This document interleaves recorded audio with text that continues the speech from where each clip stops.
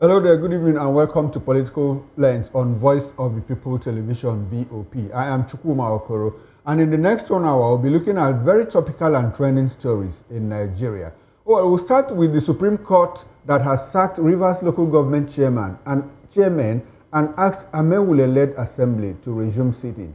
When we are done with that, we'll just chime in on Bauchi Governor that has closed schools.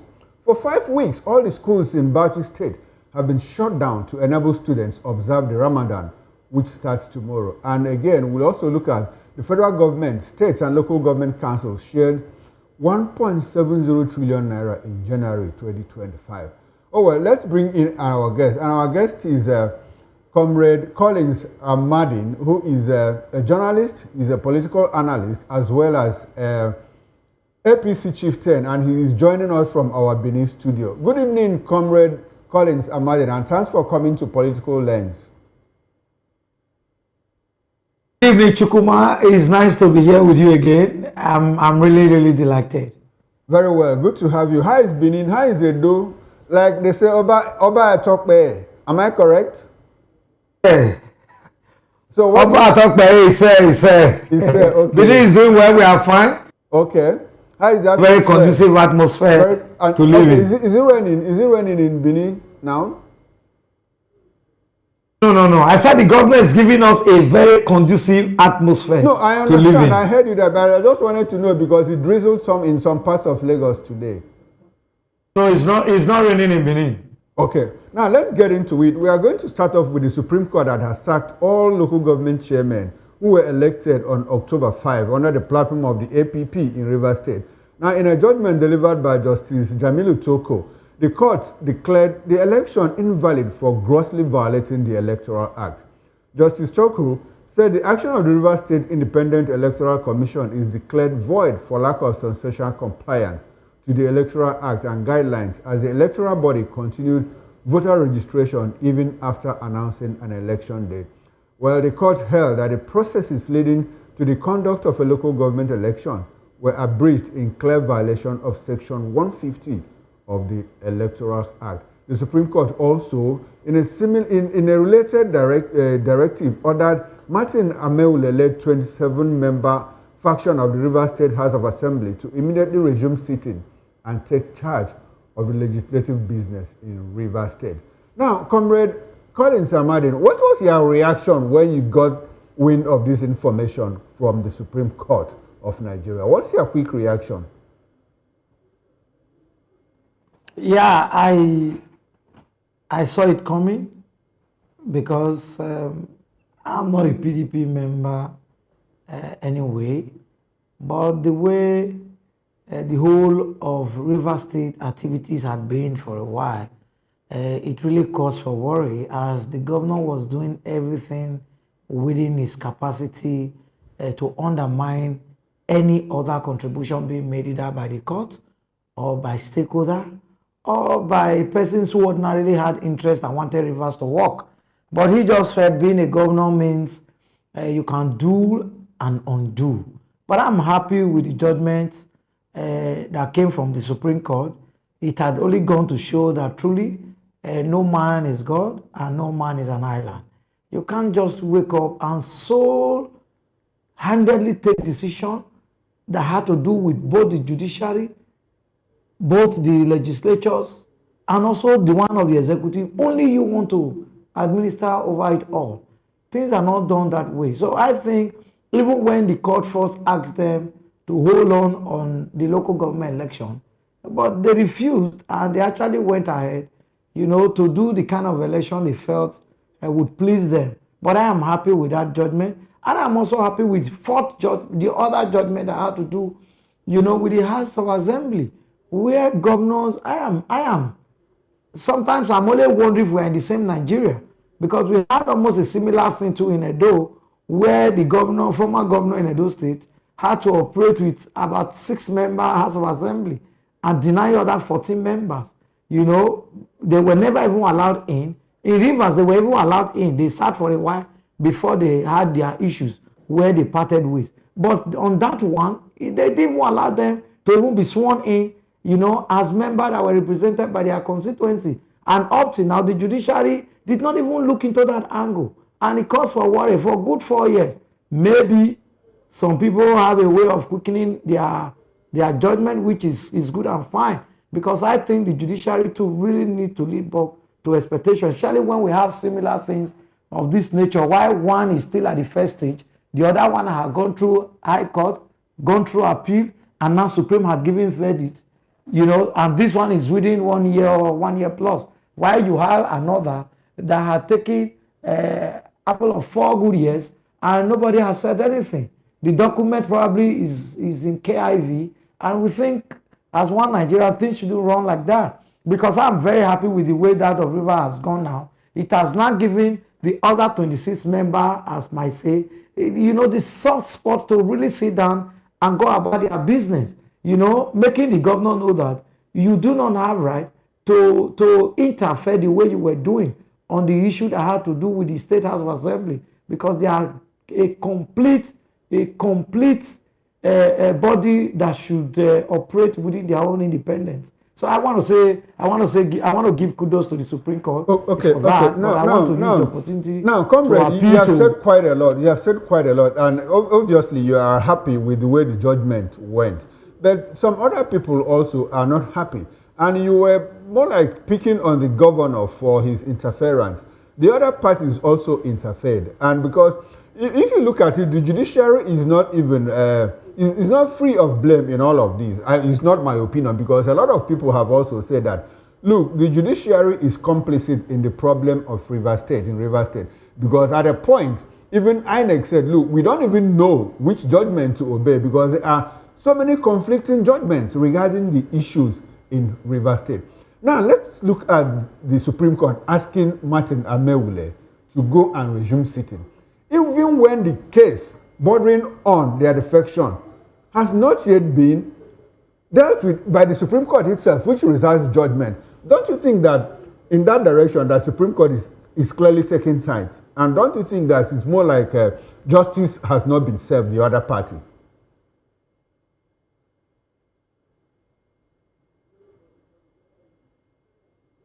There are so many persons today who joins another party. But it's not by just fiat. You must be presented with a party card. You must be consummated by all that you need to imbibe as a party man. Your word must receive you. There are stages. So you can't just from on top, for example, declare yourself to become an APC member, or one person make sure an APC member when giving you the nod. Everything in politically starts from your word. So based on that was where you had the first judgment, where the same court said, even if you assume they are in APC, to them and to the record before them, these people are not APC member. Based on that, their offices cannot be declared vacant. They are still legally in PDP, and they are still PDP members. So that was what the court said. And of a truth, if not that politics is not in this part of this world, the Nigerian politics, sometimes you cannot really use the same bets to manage it. So a clear example to many persons who are not even in party, they will tell you they're in that party. When the party wins, they come up and pick up appointment and even be in big positions where they are not legally even a party member. And that government is not run as a unity government. So more to say. But what the gain in all of this is that sometimes what we see as correct may not be correct in the legal section.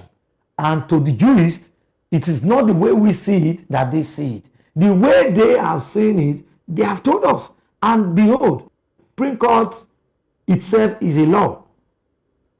By way of whatever judgment they give must be gazetted, and it become part of us. So we have clearly heard from them that whether you and I are saying those people were APC member, to the courts and to the same law, they are not. And quite unfortunate that we were having this. That is why I have over the time appealed to NJC, NBA, different organizations that brings the legal people together to have a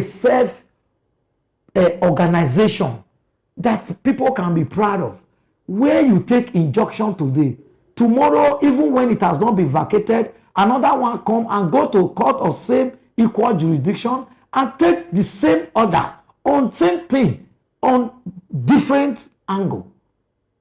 No one has been vacated. Okay. That is what you saw that you just talked about in the River State. All right. Now, comrade, what is the implication of asking Martin Amaehuwle-Led, the 27 members of the House of Assembly, to go and resume sitting?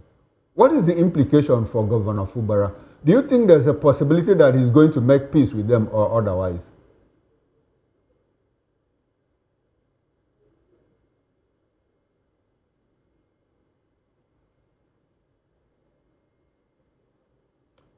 Okay. Please, can you come on? Comrade, I'm asking, what is the implication of the Supreme Court asking the Martin Amaehuwle-Led House of Assembly to go and resume sitting? The implication for Sim Fubara, do you think he's going to make peace with them? Do you think he has the capacity to work around it and ensure that now peace returns to River State?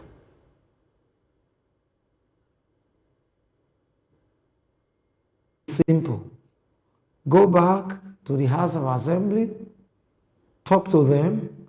If they are aware they can make a new law that will help them to forgive all of the sin he has committed against the state, against the law, and against the system, by presenting a budget to a minute member in the Alo chamber, about 3 persons, a whole River State budget presented to 3 people. That is an aberration. And even when the courts gave an order stopping him from doing that, he refused and said nothing will happen. The worst, that he will resign. We were hearing him jumping from microphone to microphone, and the likes like Demodili, who are supposed to be statesmen, were encouraging him, probably because of contract and what have you, to continue to operate in illegality. Now it is clear, no one is above the law. If he does not put himself together, they will impeach him and nothing will happen. Heaven will not fall. Just as they have gone ahead, ordering and asking the Central Bank of Nigeria to stop dealing with rivers. Asking the Accountant General of the Federation to stop releasing funds to river states. Heaven will not fall. We have seen it happen. If you have people like Darie, Alamesia, and some other governors, even Fayoshe, they have had to be dealt with. Even when the law did not permit that they should be dealt with, they were dealt with. Not the one that the law have even permitted, that they should show you Pepe. Please, for the sake of the development of River State, they are one family. They all came from the same quota before he then realized that he's the one in charge. He's the governor. They should not look at his simple face, forgetting that at the time when EFCC and police were pursuing him everywhere, Wike went to hide him in government house, we put him inside his car and carry him up and down. They could not arrest him. For him to get immunity, that was why he had to put him to be a governor, at least serve another 8 years of freedom. Now the same you now realizes that you are not the governor and you are in charge, and heaven will not fall. Heaven can fall. No man is an island. Even the president of the country cannot solely say nothing will happen, because it is only God that determines power and give power. Okay. And if he gives you power, you don't use it well. All right. You will become victim of circumstances. Comrade, you have talked about impeachment. And if the FCT minister, Nyesom Wike, has been gloating, he's been dancing around, he's been granting interviews and saying all sorts of things. More like I've been vindicated. Now, if you look at the character of somebody like Nyesom Wike, do you think that he is likely to forgive Sim Fubara, considering all that has happened between them in the past 18 months or so? Do you think that he will forgive him and make peace with him? Wike is not God. Wike is just one of us who are political actors. So he knows that even he cannot say whether he will forgive or he will not forgive. Because when God has given you opportunity like this again, for you to be shamed, God quietly, decently helps you to find victory. It's an opportunity to forgive one another. It's an opportunity to forgive ourselves. So there is nothing that should be extremely personal. So long the governor is ready to by himself put himself together and say, oh, if I have done this the way I'm not supposed, please let bygone be bygone. And those who were encouraging him because they wanted to solely be in charge of the contract, in charge of appointment, their daughters and their sons, as typical Nigerian politician would do, is between them, their own PA, their son, and their daughter. So the scope then should be widened for those who he angrily sacked. Even when the president tried to intervene many times, Fubara disrespected Mr. President to the very highest order. Let's even put Wike aside. I know Wike have a flexible heart, even though he's quick to talk. For those who talk, they are better than those who don't talk. That is what we have experienced between the lives of Obaseki, Similar, Fubara, and even Abode at the time. Those people, you just look at their faces and their mind seems quiet. Their heart is quick. So I think it is better to know a man that when he's angry, he speaks. And when he tells you, I have put it behind me, they deliberately or definitely have put it behind them. So I want to appeal to the governor to humble himself and call his brother. He's his elder brother, even if they are age mate, but he's probably the one who assisted him to be there. So he can see him as his elder brother. So what passed has passed. We can still make fences. And I think it would be better, let those who were pushing them to fight, see both of them playing again. And that would be a lesson for... There's some kind of puzzle surrounding this Supreme Court judgment. I'm sure you are aware that the Supreme Court also reserved judgment on the defection case before it, the defection of the Martin Amaehuwle-Led faction from the PDP to the APC. Now, what if, we want to create a what-if scenario, what if the Supreme Court says, look, they shouldn't have defected and ask them to vacate those positions? What do you think will happen in Rivers State? Of course, if the Supreme Court feel otherwise, outside the judgment we got from the appeal, so be it. That's the law. If the law says them haven't evaluated or got through what the other court have said, which said their defection is not known to law, because those who claim they defected could not prove how they defected, and you must show their name in the new party register. You must show that they have paid dues. You must show that they have been admitted at the award level. And if none of those things are there, I doubt if Supreme Court, just because they want to plead Simi Fubara, also said, look, membership is just the internal affairs of a political party. I mean, if you are asking, if you are presuming that, look, they don't have register, they don't have cards and all of that, a certain court said, look, membership of a political party belongs to the internal affairs of a party, and the courts have no say in that regard. What if the Supreme Court maintains that line of action, that line of argument? We are expected to see, because one, he that proves, he that alleges must prove. So if you feel those guys have defected, you must go beyond that, diplomatically, go and get what you will use to certify what you have proven that they are truly not in a new party. Because if you cannot prove that this was the party card that was given to them, that is the photocopy that is in the party, or any of the APC meeting they called in Rivers State, where you saw them in attendance during the meetings, stating, or the chairman of the LGA or the award. You have also gone back to the issues that I raised. Now, a certain court of competent jurisdiction in Nigeria said anything about membership of a political party is within the political party, and the courts have no right to interfere or entertain cases regarding membership of political parties. Now, I'm saying, what if the court says you cannot present, your evidence is inadmissible?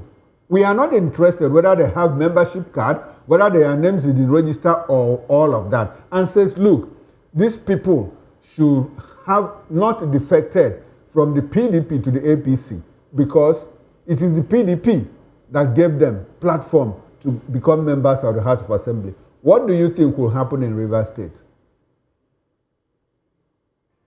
The truth is that, just as I have said before, whatever the Supreme Court decides, be it, no other person can do otherwise. Because we must learn to obey the law. But just as I have said, it will not be easy for those who are alleging that they are APC to prove the case. Because truly, as you have said, it is an eternal affairs of that party. How can you even go there and get even those evidence? It won't be possible. To the extent Supreme Court have made it known, even when some persons have said the primary that was conducted by Party A did not follow the party guideline. Okay. For this reason, the court should declare that primary null and void. Okay. So their own party will remain. And the court has said, you do not have any business in the affair of the other party. Okay, now on that premise, comrade, are you aware that the PDP had declared the seats of those 27 lawmakers vacant and asked INEC to conduct by-elections to fill those seats? Yes, it becomes so. There's nothing anybody can do about that. Okay. If the Supreme Court feels otherwise, excepting the Supreme Court reverses itself, and it's within a certain period, because sometimes they can also reverse themselves. Depends on how the judgment goes. And if those who are victims feel otherwise, there are procedures to follow. But I doubt, but if they do, there is nothing anybody can do about it. Okay. Fresh by-elections will be conducted. All right then. Okay, now, thanks very much, comrade. Let's move on, because now we are going to look at the federal government, the federation as a whole, Nigeria as a whole.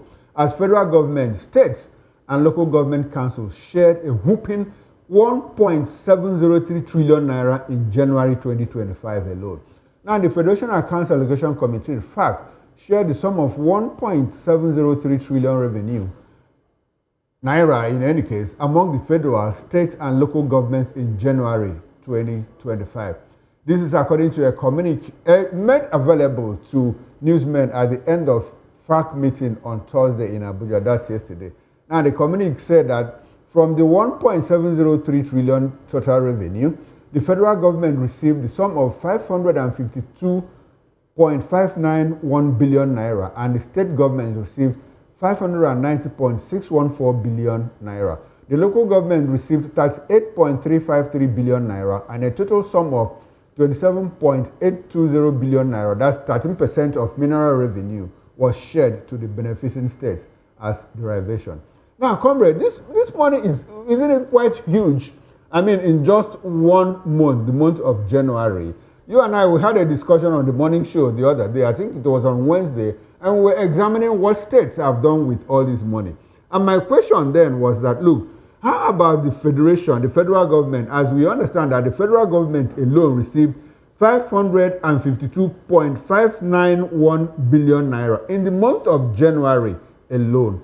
My question again would be, what do you think, what has the federal government done with this humongous amount of money that they received from the federation account just in January? They received almost similar amounts in October. In fact, since the first subsidy was removed, according to the president, this money's FAC allocation has tripled. Now, do you have an idea of what the federal government has been doing with this money in terms of infrastructure, in terms of health, education, whatever? Do you have an idea? Or let's just know, let us understand. What's your take on that? I think the federal government of today, led by President Tinubu, is making judicious use of what they are getting. Now, my reason is, I'm in Edo. For the benefit thereof, I have already seen in Edo by federal government, the Benin Warri Road, that they have been, through which I passed to my house. 3 different contractors are segmentized on that road straight to Bayelsa since Amaehuwle-Led came. And it is a concrete road not just a concrete, we pass it and we see it. The rods, the mills rod that they used alone in piping the road, we agree that it's working. Then you go to Bini Abuja Road, Bini Lokoja Road, serious intervention at that area of infrastructure. And also for a very long time, we have not had the federal civil servants crying like babies, or pensioners at the federal level crying like babies as before. That means both the recurrence and the capital, what is meant for them, have been distributed, though we are expecting more from federal government at that level. Now, most times, federal government really do not have much to do for the people, as it were. Yes, we agree there are some intervention they are trying to create, like the student fund, they are putting in money there to get into a session where they start distributing some other interventional program like the agriculture. They are even buying some things that they are even still donating to states, you know, in some cases. Now, it now takes us genuinely to state government and local government. We are now happy that local government now have autonomy. In 3, 4, 5 months from now, you will see the drive of development, the way local government will push development in different grassroots. It will now left for the people to ask questions. Governors are now receiving triple of what they used to receive. We are now asking questions. Now we can ask questions. Now only 2 months, Senator Modo Bebolo, for example, my own distinguished governor, have been there. We have never seen this kind of security intervention with the vehicle that he has gone to purchase that was launched few days ago, including power bikes, speed boats for security to mount our sea and waterways around Edo. That can only come because there is an intervention. There is a huge allocation coming and it is being judiciously used.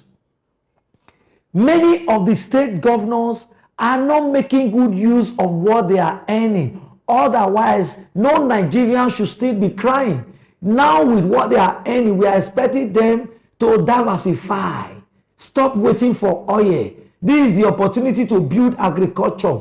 Build your own investment. Like you see in Cross River, they will tell you Cross River Airline, Cross River this, even from Ben Ayande to Donald Duke and many of them. You saw the way they were productive. You saw the way they were thinking, building infrastructure, not just building only infrastructure, building companies. Not just saying you invited company or you are creating environment, a conducive environment for private sector to strive. Create the same conducive environment for state government companies to strive.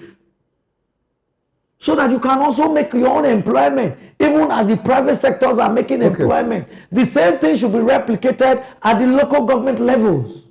All right. I'm happy, comrade, that you touched on local government again. When you talk about local government autonomy, are you aware that the local governments have not been able to open separate accounts?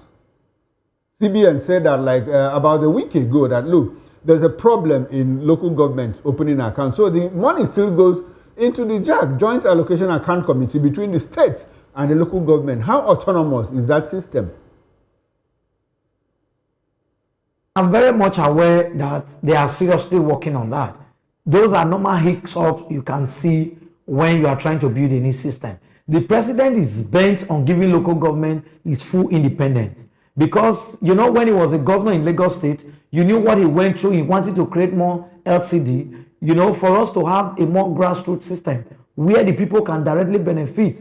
And at that level, you are trying to cut the system into pieces so that many hands will manage it. It will not become so burdened. That is why they will be calling for regional system in Nigeria. That the center is carrying too many load. Let them centralize in a way that regional heads again.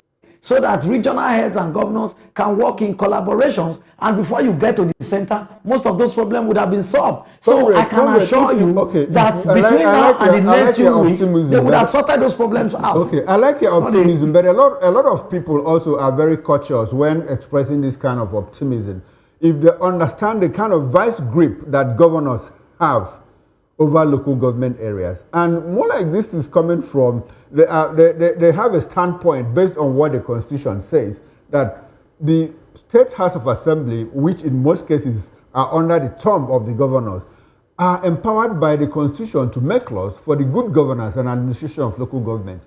Is it possible to pursue local government autonomy without first going to the National Assembly to amend that act and remove that power from the State House of Assembly? How easy would that be? If you consider the fact that for that bill to be assented to by the President, it must also be ratified by 2/3 of the 36 states, which is more like 24 of the 36 states of the Federation. The last time we tried it, only 6 states approved. Only 6 State House of Assembly approved. So what guarantee do you have that the President has the ability, the capacity to walk through that mine and give Nigerians local government autonomy? Yes, that is why we really don't need much from the legislature at this point. The law has always been there. Implementation, genuine implementation, was just the only problem we had. Which law are you talking about? It was actually now? Olusegun Obasanjo. Okay. It was actually Olusegun Obasanjo who brought the local government system to his knees by trying to compensate governors who was not supposed to be, just for him to continue to earn more term and probably up to third term.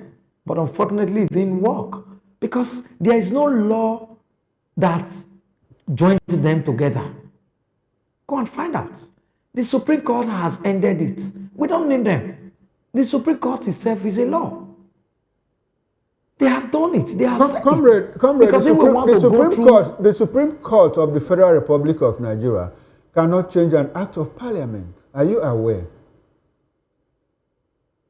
Parliament stating that the third tier of government should be tied to the apron string of the governors. I can bet you that. And I'm very acquainted with this. There is no law. So there is no legislature to that effect. The only thing that happened was just an unfortunate rumors that Obasanjo merged with the governors, wanting to make them more friendly, wanting to create a system. Comrade, are you aware that the Constitution of the Federal Republic of Nigeria clearly states that there should be a joint account operated between the states and local government, and nobody can change that without going through the Constitution to amend that? Are you aware? That came up as a way of excess crude that they were generating. It was not, see, the local government is the top tier of government. In a federation, no federation. Comrade, no federation has 2 tiers. The local governments are not federating units. Federating units and the central government form the core of the federal system of government in all parts of the world.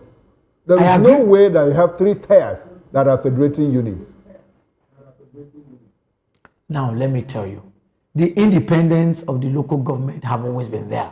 There is no way we can marry it or swallow it or diswallow it, because that was exactly what the Supreme Court affirmed and told you they have been there and this is how they are to operate. But in a system where the governor have been trying to mesmerize with them, mess them up, collecting their funds, and forthwith asked the federal government to stop distributing any of their funds through the state account or through any joint account. The Supreme Court did not put water in their mouth when they said it. And we can't know more than them. Those are our jurists. So I wouldn't have read more than them. You wouldn't have read more than them to misconstrue the Constitution for them. Whatever was written in the Constitution never tied the local government to anybody. They are purely independent. The only area that they had issue was the fact that the state Houses of Assembly, through them there was a creation that brought about state CX, which we are trying to abolish to make them fully independent, even as a way of election. If the INEC cannot conduct the election, then maybe local government itself should create their own local government system of conducting their own election. Now, comrade, are you aware also that the Supreme Court said that Governor Bola Ahmed Tinubu then, had no right to create local governments because they were simply creations of the Constitution? Are you aware? It goes to what I've been telling you about, that the creation, there is a creation, there is a system that created the local government. Okay. What system is it? Now that same system also said that there should be, that there must be, there shall be a joint account between the local government and the states. So how can somebody change that? And I keep asking you, is there a possibility that the Supreme Court of Nigeria will rewrite the Constitution without having to go through the National Assembly? Is there a possibility it could happen? If we could have the doctrine of necessity at the time Yaradua, the doctrine of necessity brought Jonathan, not because there was no section in the law that states that when the president is incapacitated, that the deputy should step in. Okay. But because there were strong men in the system that were stronger than the system, they wanted to hold on. Okay, comrade, that also happened. That is what the governors are trying. Some of the governors are trying to do. I'm happy that you have highlighted. I'm happy that you have highlighted the vacuum in the Constitution that brought about the doctrine of necessity. But in this very case, there is no vacuum. It is stated clearly in the Constitution of the Federal Republic of Nigeria that the States House of Assembly have the powers to make laws for the good governance and administration of local government. And again, that there shall be a joint account between the states and the local government. Oh, well, I think we need to move on now because we are running out of time. Let's touch on Bauchi State, where the governor has declared 5 weeks holiday for students, for all the schools in Bauchi State, so that they will observe Ramadan. Let's go for a quick break, and when we come back, we'll delve into that.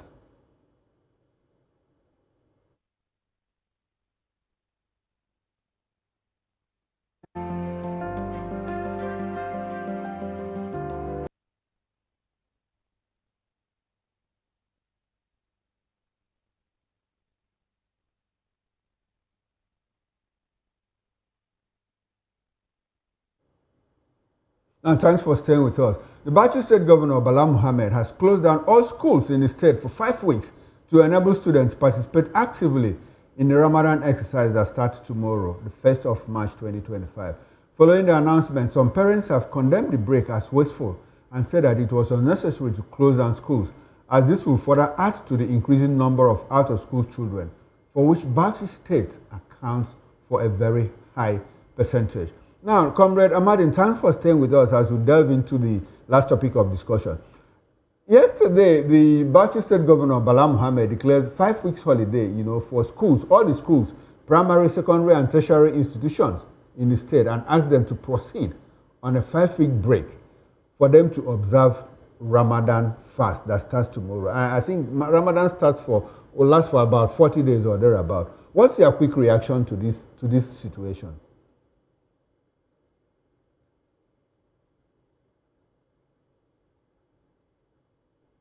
In recent time, have been so desperate to wanting to become president of Nigeria.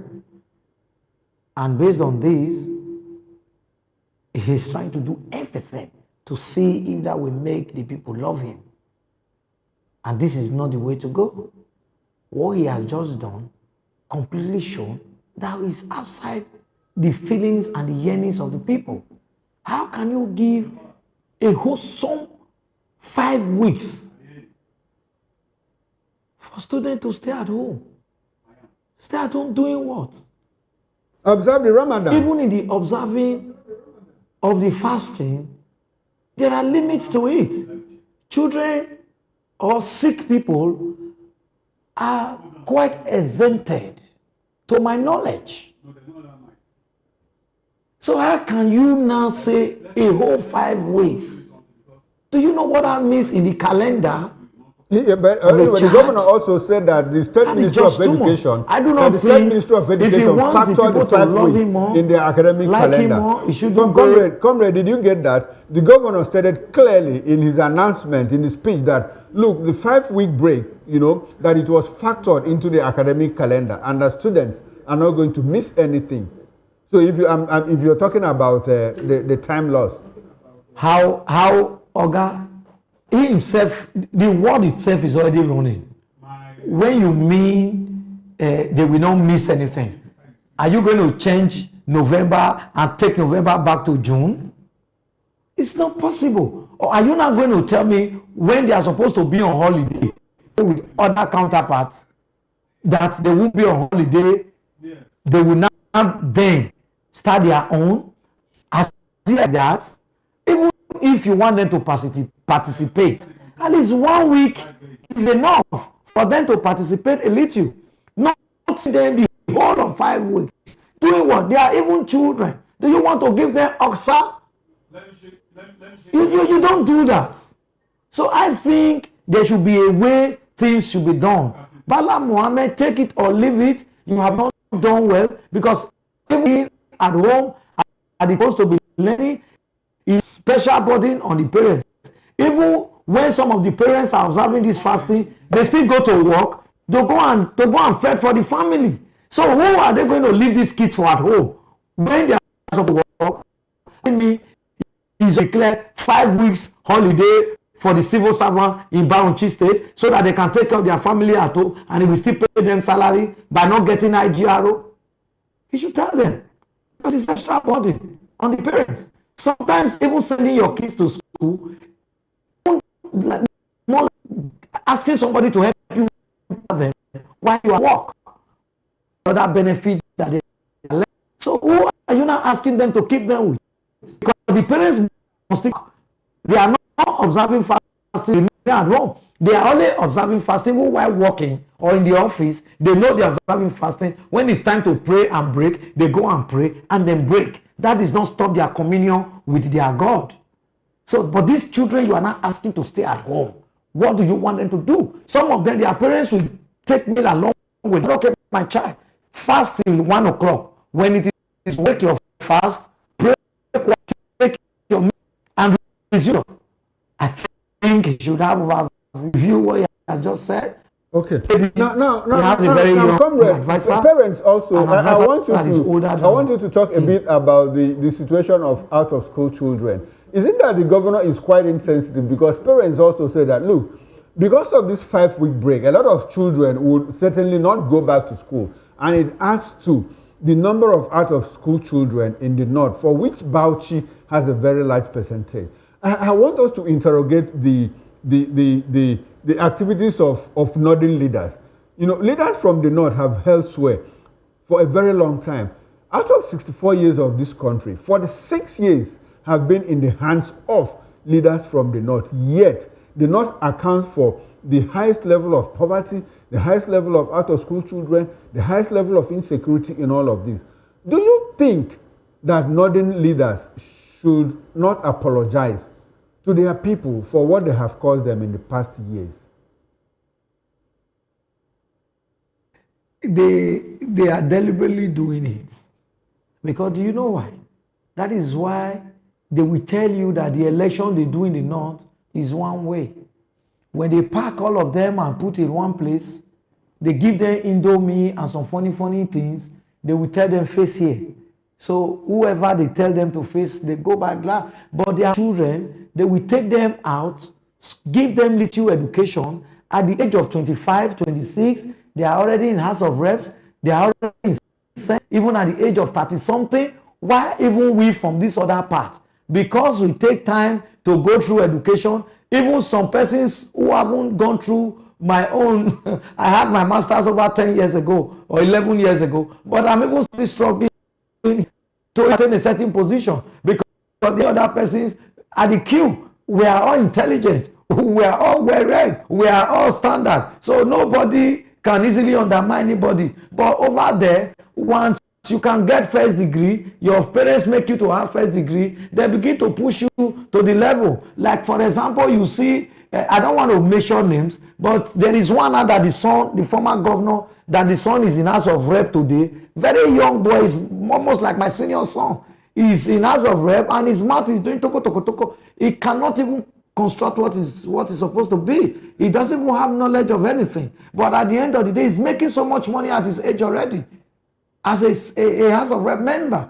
But the father is also ranting everywhere. He wants to be president because they believe that no other person from your constituents have what they have by way of education. So every other person from there are lesser people. So what Bauchi governor is doing is not surprising, because if he makes them like education, then what is the prospect of his own children who he has taken to Harvard to go and be struggling there? Whether they have a certified certificate or not, once they bring them back, some cases they can even forge results for them and tell them they are just coming back from Harvard. So at the end of the day, they place them and put them in positions. Go to federal parastatals, for example. Most of the governors, when they were leaving, they have packed all their children to fill there. Go to NAFDAC. Go to NNPC. Go to Share.